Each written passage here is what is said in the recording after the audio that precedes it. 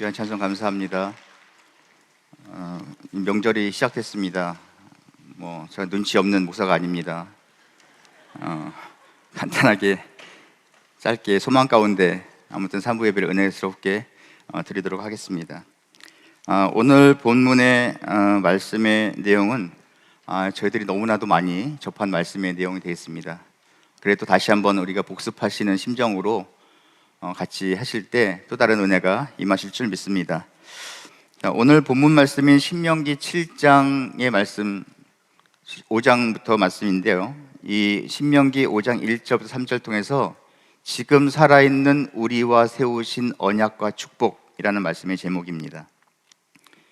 오늘 본문 말씀인 신명기 5장의 말씀은 모세가 개인적으로 볼 때는 죽음을 앞둔 시점, 그리고 이스라엘 전체적으로 볼 때는 모압 평지에서 하나님의 십계명, 시내산 언약에서 주신 십계명과 여러 율례들을 이제 광야 2세대들에게 말씀을 전하면서 실제로 어떻게 행해야 될 것인가 하는 실제 원리에 대해서 말씀하고 있습니다. 시내산 언약인 이 십계명이라고 할 때 이 십계명은 신구약 성경 전체에 대단히 중요한 부분을 차지하고 있죠. 그래서 구약에서는 출애굽기 20장과 그리고 신명기 5장에서 두 군데에서 십계명에 대해서 말씀을 전하고 있습니다. 출애굽기 20장 1절부터 17절 말씀 보시면 그 말씀은 십계명에 대해서 하나님께서 이스라엘 백성들에게 직접 전하신 말씀이고, 또 신명기 5장 7절부터 21절까지의 말씀을 보시면 광야 2세대들에게 모압 평지에서 말씀을 다시 한번 하신 말씀이죠. 그래서 이 모압 평지에서는 광야에서 태어난 2세대들에게 하나님께서 다시 한번 확증한 언약이기 때문에 이 장소를 이름해서 모압 평지 언약이다 이렇게 말씀하고 있습니다. 그래서 이 시내산 언약과 모압 평지 언약의 내용의 차이는 별 다르지 않죠. 다시 한번 정리하면 시내산 언약을 주실 때는 하나님께서 이스라엘 백성들에게 직접 주셨고, 그리고 모압 평지 언약에서는 모세의 언약대로 모세를 통해서 이스라엘 백성에게 전달된 계명이 되겠습니다. 그러면 이 계명, 십계명의 효력은 어떠한가? 이사야 30장 8절 말씀 보시면 이제 가서 백성 앞에서 서판에 기록하며 책에 써서 후세에 영원히 있게 하라 이렇게 말씀하셨습니다. 이 계명의 효과는 후세까지라고 할 때, 그렇다면 후세에 하나님의 백성인 저와 여러분들에게 시내산 언약인 십계명과 여러 율례는 각자 나에게 어떤 언약이고 어떤 축복이 있는가에 대해서 함께 살펴보도록 하겠습니다. 큰 첫 번째입니다. 시내산 언약은 구원받은 백성과 세운 언약이다라는 것이죠. 출애굽기 20장 2절 3절 보시면 나는 너를 애굽 땅 종되었던 집에서 인도하여낸 너의 하나님 여호와라. 너는 나 외에는 다른 신을 내게 있게 말지니라 이렇게 말씀하고 있습니다. 십계명의 첫 말씀인 종되었던 집에서 인도해낸 너의 하나님 여호와라는 말씀으로 시작합니다. 이 말씀은 이스라엘 백성들을 구원하신 하나님의 역사를 강조한 말씀으로 과거에 힘들고 비참했던 신세를 설명한 말씀이죠. 오늘 2부 때 말씀 중에서도 신명기 4장 20절 말씀에 쇠풀무라 이렇게 애굽의 종살이가 말씀하셨죠. 쇠풀무라는 게 용광로라는 뜻이잖아요. 그러니까 그 속에 이스라엘 백성들이 놓여 있는 만큼 대단히 힘든 삶을 살았다.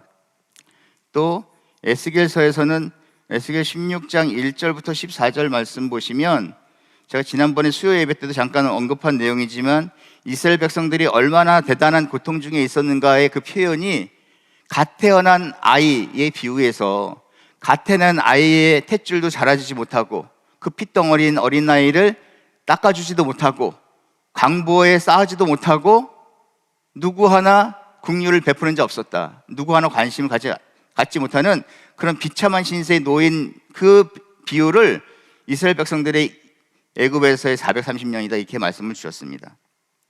그래서 이 말씀은 스스로의 힘으로는 도저히 고난을 뚫고 자립할 수 없는 그런 노예 신세였다는 것입니다. 그런데 이 비참한 신세에 있는 이스라엘 백성들을 구원하셨다. 그리고 구원하신 뿐만 아니라 하나님께서 친히 이스라엘 백성들에게 영원한 언약을 세우셨다라는 말씀이 되겠습니다. 그래서 이렇게 영원한 언약을 세운 백성들을 뭐라고 표현하셨느냐? 세상의 중앙이다 이렇게 말씀했습니다.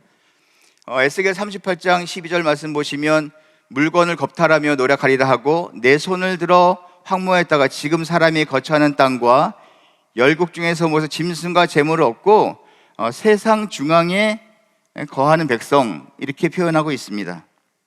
그래서 이렇게 이스라엘이 열방의 중심이고 하나님의 구속사의 핵심임을 말씀하고 있습니다. 마찬가지로 언약 백성인 저와 여러분들이 당연히 세상의 중심이라는 것을 믿으시기 바랍니다. 두 번째로는 시내산 언약은 오늘 여기 살아있는 우리와 세우신 것이다 라는 말씀입니다. 그 언약의 대상에 대해서 말씀하고 있습니다. 신명기 5장 3절 말씀 보시면 이 언약은 여호와께서 우리 열조와 세우신 것이 아니요 오늘날 여기 살아있는 우리와 세우신 것이다. 이 말씀을 공동번역에서는 이렇게 표현하고 있습니다. 야훼께서 그 계약을 우리 선조들과 맺으신 줄 아느냐? 아니다. 우리와 맺은 것이 아니다. 오늘 여기 살아있는 우리 어떻게 해요? 하나와 맺으신 것이다 이렇게 표현하고 있습니다. 그래서 그 언약의 대상이 죽은 사람들과 맺은 언약이 아니라 지금 살아있는 나, 말씀을 받기 위해 이곳에 말씀의 자리에 있는 우리, 나 죽지 않고 살아서 말씀을 받고 구원에 이르기를 바라는 각자 한 사람 한 사람을 지명하여 불러서 언약을 맺었다는 것을 믿으시기 바랍니다. 그래서 신명기 5장 2절부터 3절 말씀 본문 말씀입니다. 이 2절과 3절 말씀에 우리라는 단어가 5번 기록되어 있습니다. 우리 하나님 여호와께서 호렙산에서 우리와 언약을 세우셨나니 이 언약은 여호와께서 우리 열조와 세우신 것이 아니요 오늘날 여기 살아있는 우리 곧 우리와 세우신 것이라 이렇게 말씀하고 있습니다. 이렇게 우리라는 의미는 언약의 대상이 모두 동시에 공동체인 동시에 개개인의 각자 나에게 지명하여 불러 택해서 언약을 맺어줬다는 것입니다. 그러니까 우리가 복중에 있기 전에 택했다, 너는 내 것이라 택했다 하는 모든 의미의 맥락이 다 들어있습니다. 그래서 하나님께서 이렇게 지명하여 불러서 나를 각자에게 언약을 체계하신 그 하나님이 나에게 복을 줄 때, 언약을 세울 때 나는 얼마나 복된 자인가에 이사야 43장 1절부터 3절까지 말씀이 되겠습니다. 죄송하지만 다 같이 읽겠습니다. 이거 내가 입으로 고백하는 시간이 될 줄 믿습니다. 사실은 7절까지 다 읽어야지만 3절까지만 같이 읽도록 하겠습니다. 시작. 야곱아 너를 조성하신 여호와께서 이제 말씀하시느니라. 이스라엘아 너를 조성하신 자가 이제 말씀하시느니라. 너는 두려워 말라. 내가 너를 구속하였고 내가 너를 지명하여 불렀나니 너는 내 것이라. 내가 물 가운데로 지날 때에 내가 함께할 것이라. 강을 건널 때에 물이 너를 침몰치 못할 것이며 내가 불 가운데로 행할 때에 타지도 아니할 것이요 불꽃이 너를 사르지도 못하리니 대저 나는 여호와의 내 하나님이요 이스라엘의 거룩한 자요 내 구원자임이라. 내가 애굽을 너의 속량물로 구스와 스바를 너를 대신하여 주었노라. 아멘. 여러분 보세요. 어떤 분이 나한테 명했는가? 나를 창조하신 여호와, 그리고 나를 조성하신 자, 그 분이 말씀하셨다는 겁니다. 뭐라고? 너는 두려워 말라. 두려워 말라는 축복 있죠. 구속의 축복 주셨습니다. 지명하여 불러주셨습니다. 그리고 물 가운데로 지날 때에, 그리고 불 가운데 있을 때에도 타지 않고 너를 사르지 못하도록 한다. 그리고 내가 애굽의 속량물로 구스와 수바를 너희 대신해 줬다. 애굽을 너의 속량물로. 이스라엘 백성들의 주위에 있는 강대국을 이스라엘을 구원하기 위해, 이스라엘 백성들을 구속하기 위해 대신 제물로 줬다는 말씀입니다. 이 말씀 이사야 43장 3절 말씀하시면서 무슨 비유를 들으셨냐면, 내가 대단히 위급한 상황에 죽을 위경에 있을 때, 예를 들어 자동차 사고나 무슨 죽음의 위경에 있을 때 하나님이 택한 나 대신에 죄를 많이 진 사람을 대신에 넣어서 나 대신에 다른 사람을 죽게 한다. 그 표현을 이렇게 표현하셨습니다. 우리가 얼마나 대단한 아버지의 사랑을 받았는지를 알 수 있습니다. 계속해서 이사야 43장 4절부터 5절 보시면, 4절에는 어떻게 말씀하셨냐면 보배롭고 존귀하게 여기고, 5절에는 내가 너와 함께 하겠다. 이것이 아버지가 저희들을 사랑하는 모습이 이사야 43장 1절부터 7절까지 기록되어 있습니다. 그래서 이사야 43장 말씀은 바벨론의 포로로 잡혀있던 그 이스라엘 백성들의 절망 속에서 하나님께서 구원하시고 회복하시겠다 하는 말씀이 기록되어 있습니다. 그래서 언약의 대상이 열조가 아니라는 의미는 주전 1446년 3월에 시내산 언약이 체결되어 있습니다. 그렇죠? 그런데 1세대들은 다 지나갔고 죽었고, 이제 과거에 죽은 1세대들과 그 이전의 세대들과 맺은 언약이 아니라 그 언약 속의 효과, 효력이 그것으로 끝나는 것이 아니라 오늘 지금 살아있는 우리 각자 나와 맺은 언약이라는 것을 믿으시기 바랍니다. 그래서 언약의 현재성과 언약의 영원성을 동시에 말씀하고 있습니다. 이렇게 하나님의 언약, 하나님의 말씀은 늘 현재인 오늘이란 말씀입니다. 두 번째, 언약의 시간 보겠습니다. 언약의 시간 보시면 오직 오늘이라고 하는, 일컫는 동안에 매일 피차 권면하여 너희 중에 누구든지 죄의 유혹으로 강팍해 됨을 면하라. 우리가 시작할 때 확실한 것을 끝까지 잡으면, 견고히 잡으면, 그렇죠? 그리스도와 함께 참여하는 자가 된다. 성경에 들었을 때 오늘날 너희가 그의 음성을 듣거든 노하심을 격동할 때와 같이 너희 마음을 강팍해 하지 말라. 하나님과 함께 참여하기 위해서 너희 마음을 강팍해 하지 않도록 매일 권면하라는 말씀입니다. 그것이 우리가 지금 우리 입장에서 해야 되는 신앙의 모습이라는 것입니다. 그래서 하나님의 말씀이 선포되는 오늘, 또한 날마다 받는 말씀으로 우리 마음을 온유하고 겸손하게 만들어야 된다. 서로 권면하며. 권면이란 뜻이 뭡니까? 자세히 살펴보다, 방문하다 라는 뜻이 있죠. 그래서 이 언약은 과거의 열조에게 의미가 없다는 뜻이 아닙니다. 그러나 그 언약의 효력이 과거부터 지금 현재 이르기까지 동일하다는 말씀입니다. 그러니까 아무리 현실적으로 힘들다, 어렵다 할지만 내 뜻대로 되지 않는다 할지라도 그것 때문에 마음이 상하거나 하나님으로부터 등을 돌리면 안 된다, 이렇게 말씀하셨습니다. 이것이 바로 우리의 신앙이 되어야 될 줄 믿습니다. 그러면 오늘이라고 하는 오늘은 그 의미가 무엇인가? 과거와 미래가 구분되는 시간이고, 그리고 절대적인 시간이고, 한 번 지나가면 다시 돌이킬 수 없는 시간이 오늘입니다. 그래서 오직 오늘 내가 살아있는 이 시간이 하나님과 언약을 맺을 수 있는 유일한 시간이다, 이렇게 표현을 주셨습니다. 그래서 중요한 것은 저희들이 말씀받고 있는 이 시점, 오늘, 지금이 우리의 미래를 결정한다는 것을 믿으시기 바랍니다. 그래서 하나님의 뜻대로 사는 사람들은 언제나 오늘이어야 하고 언제나 지금이어야 한다는 말씀입니다. 그래서 고린도후서 6장 2절 말씀 보시면, 가라사대 내가 은혜 베풀 때에 너를 듣고 구원의 날에 너를 도왔다 하였으니 보라 지금은 은혜 받을 만한 때요, 보라 지금은 구원의 날이라. 그래서 지금이라고 하는 건 현재의 시간과 현재 사건을 의미합니다.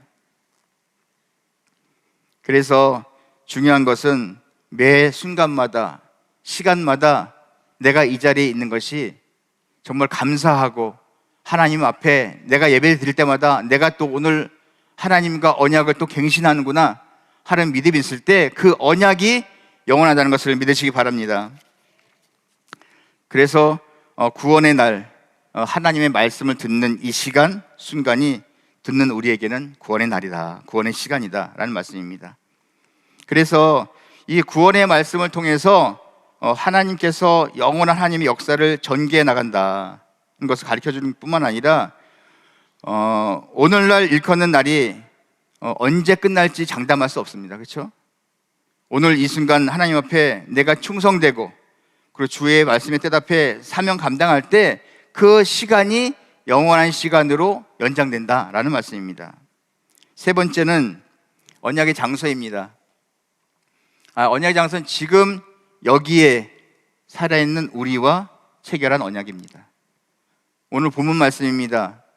신명기 5장 3절에 이 언약은 여호와께서 우리 열조와 세우신 것이 아니요 오늘날 여기 살아있는 우리 곧 우리와 세우신 것이라 이렇게 말씀하고 있습니다. 지금 살아있는 우리,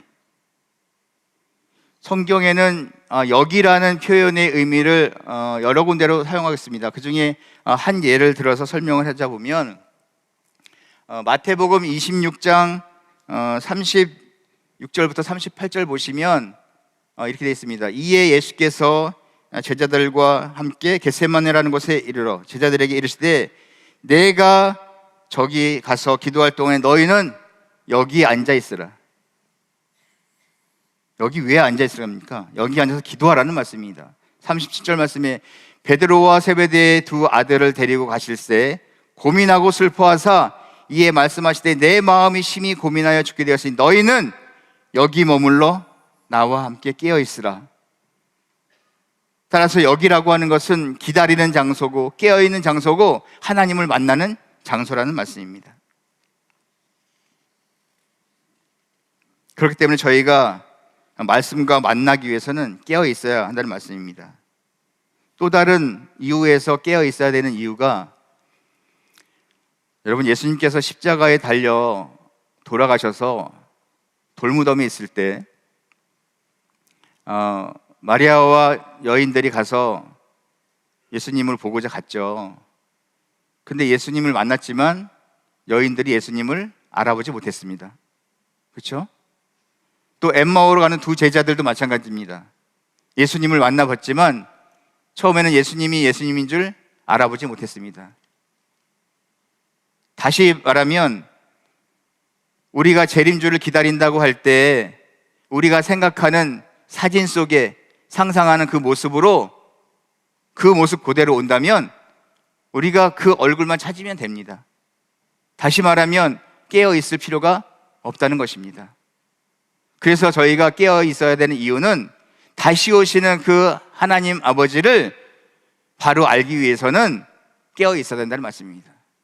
그러니까 우리가 아는 그 모습으로 오시는 것이 아니라는 말씀입니다.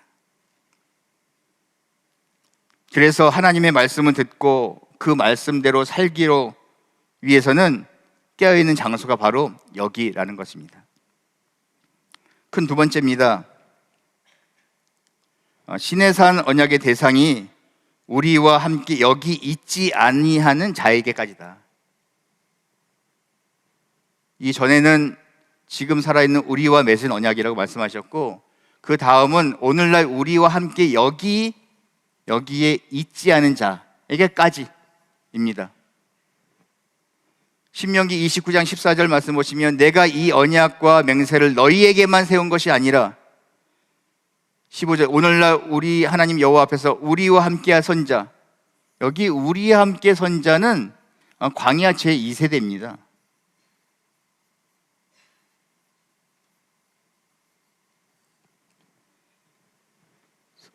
광야 2세대와 오늘날 우리와 함께 여기 있지 아니한 자에게까지다. 1세대는 다 죽었습니다. 그리고 2세대 모압 평지에서 남은 2세대를 말씀하고 있는 거죠. 그래서 언약의 효력이 시간과 공간을 초월한 그 언약의 효력이 무한하다는 말씀을 하고 있는 것입니다. 그래서 과거나 현재나 미래나 생존한 모든 선민들, 그리고 그들의 시간 속에 관계없이 하나님의 언약 속에 있는 모든 사람에 관한 언약, 그러니 하나님께서 만유보다 크신 하나님이라고 할 수밖에 없죠. 그렇죠? 그래서 사도행전 2장 39절 말씀 보시면 이 약속은 너희와 너희 자녀와 모든 먼데 있는 사람 곧 주 우리 하나님이 얼마든지 부르시는 자에게 하신 것이라, 이렇게 말씀하고 있습니다.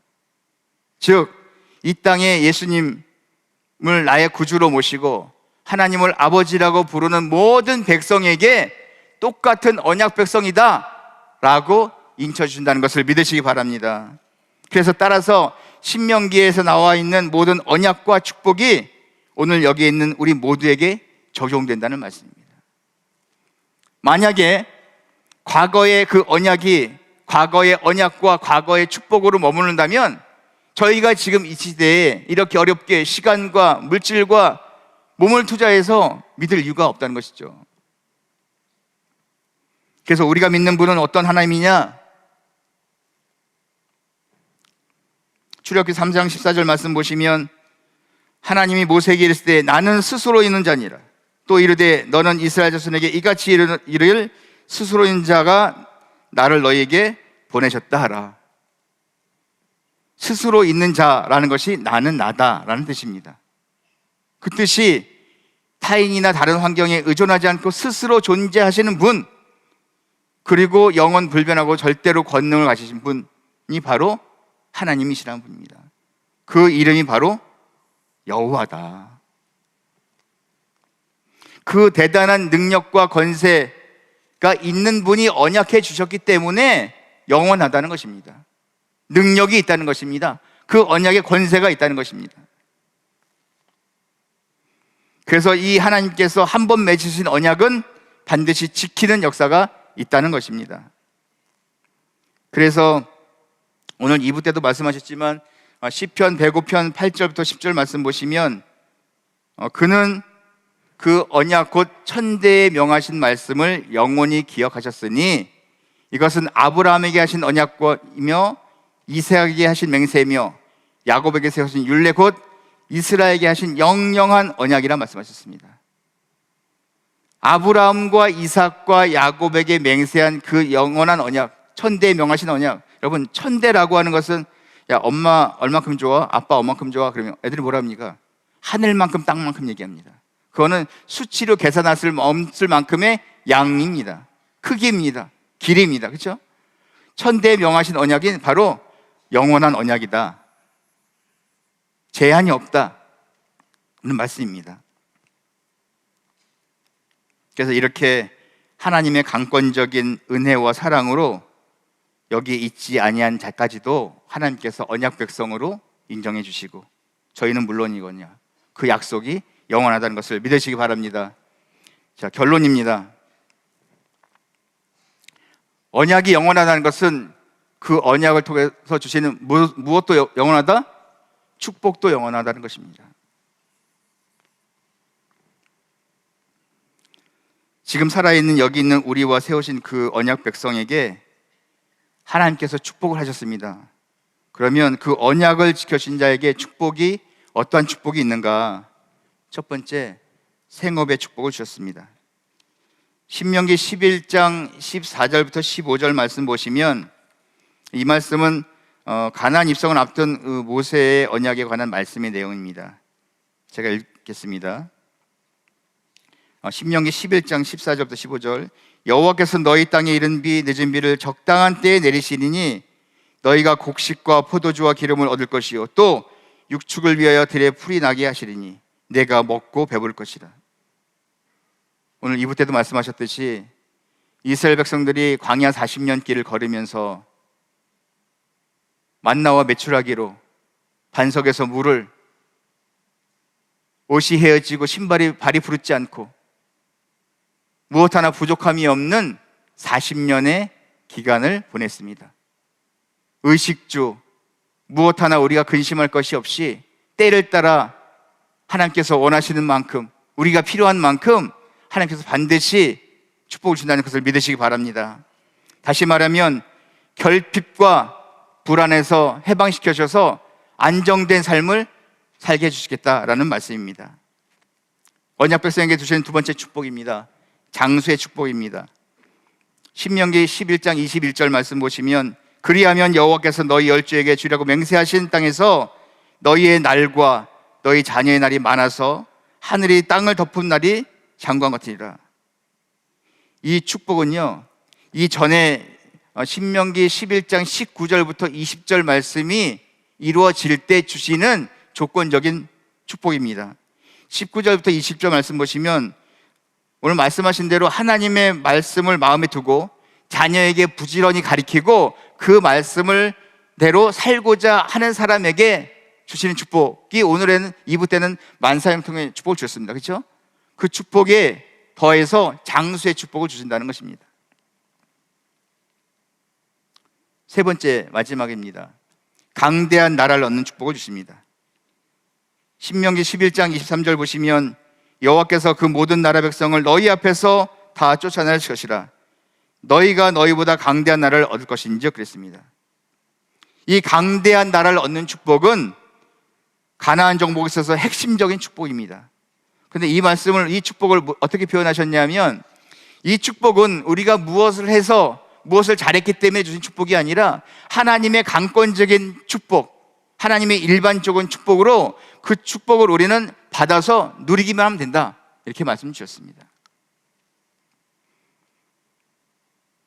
그래서 이렇게 언약 백성인 지금 살아있는 우리에게 영원한 축복, 상업의 축복, 장수의 축복, 강대한 나라를 얻는 축복을 반드시 준다는 것을 믿으시기 바랍니다.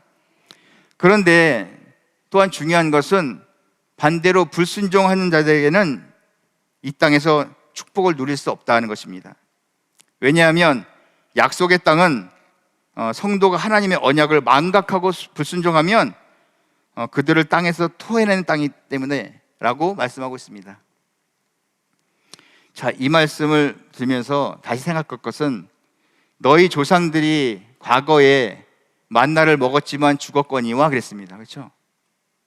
그 말씀은 만나를 먹으면 반드시 살아야 한다는 말씀입니다. 그렇죠?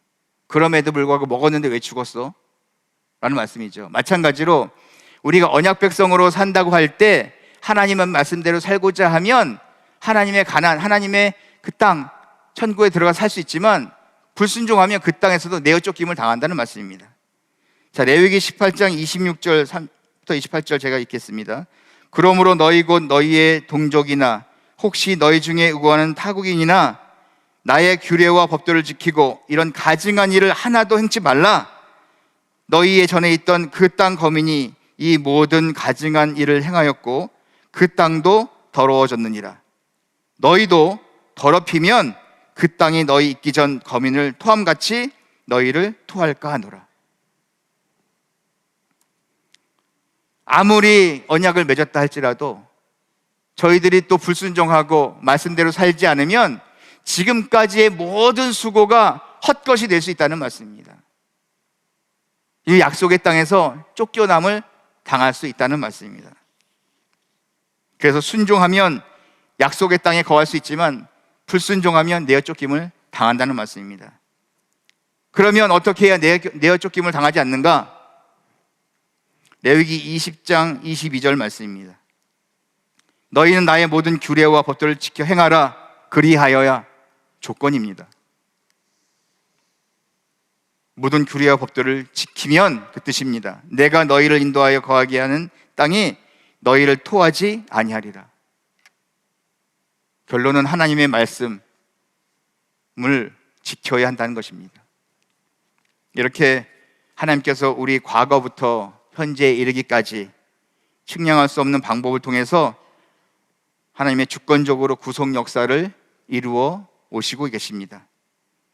또한 오늘 말씀과 같이 하나님의 주권적으로 맺으신 그 언약과 그 축복은 성경의 위대한 역사적 인물에게만 과거의 인물에게만 맺어주신 언약과 축복이 아니라 지금 현재 살아있는 말씀을 받기 위해 이 자리에 함께하신 저와 여러분들에게 이루어진 말씀이라는 것을 기억하시면서 하나님께서 언약 백성에게 주시고자 하는 그 기업의 축복과 장수의 축복과 강대한 나라를 얻는 축복에 모두 우리 귀한 성도님들에게 임하기를 주님의 이름으로 축원합니다.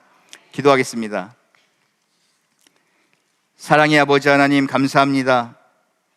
오늘도 저희들에게 생명의 한 날, 사명의 한 날 주시고 또한 이렇게 명절을 맞았지만 아버지의 말씀에 순종하고자, 말씀을 지키고자 말씀의 자리에 함께한 우리 귀한 성도님들을 아버지 기억하여 주시옵소서. 반드시 오늘 이 시간 기도한 모든 기도의 제목들이 개인과 가정과 직장과 사업체에 임하는 역사가 있게 하여 주시옵소서. 저희들 아무것도 아닌 대단히 불쌍하고 비참한 삶을 살 수밖에 없는 저희들을 하나님의 백성으로, 언약 백성으로, 그리고 축복으로, 영원한 언약과 영원한 축복으로 주사오니 저희들 끝까지 내어쫓김을 당하지 않는 아버지의 참 자녀 되게 하시고 반드시 아버지와 만나고 많은 축복의 변화의 영생을 얻는 귀한 성도 될 수 있도록 함께하여 주시옵소서. 나머지 시간도 아버지의 시간입니다. 함께해 주실 것을 믿고 감사드리며 모든 말씀 예수님의 이름으로 감사하며 간절히 기도드렸사옵나이다. 아멘.